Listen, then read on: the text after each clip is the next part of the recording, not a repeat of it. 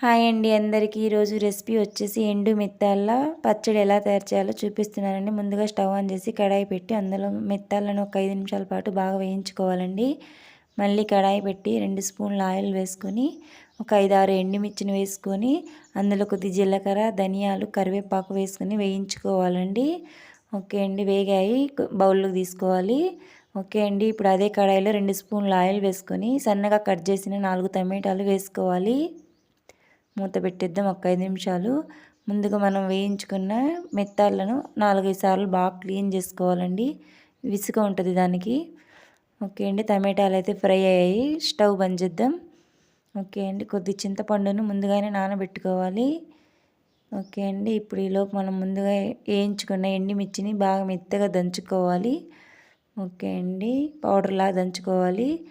కొద్ది చింతపండు వేసుకొని బాగా మెత్తగా దంచుకోవాలి. ఓకే అండి, ఇప్పుడు టమాటాలు రుచికి సరిపడా ఉప్పు వేసుకొని బాగా మెత్తగా దంచుకోవాలండి. టేస్ట్ అయితే బాగుంటుందండి, మా సైడ్ అయితే ఎక్కువ చేస్తారు ఇవి. ఓకే అండి, కొద్దిగా వాటర్ వేసుకొని కలుపుకొని మనం ముందుగా ప్రిపేర్ చేసుకున్న మెత్తాలను వేసుకొని స్పూన్తో కలుపుకోవాలండి. ఇప్పుడు ఒక పెద్ద సైజు ఆనియన్ని కట్ చేసుకొని వేసుకోవాలి. 4 వెల్లుల్లి రెబ్బలు వేసుకొని కలుపుకోవాలండి. కొద్దిగా వాటర్ వేసుకోవాలి. ఓకే అండి, మెత్తాల పచ్చడి అయితే రెడీ అయింది. నచ్చినట్టయితే లైక్ చేయండి, మా ఛానల్ని సబ్స్క్రైబ్ చేసుకోండి.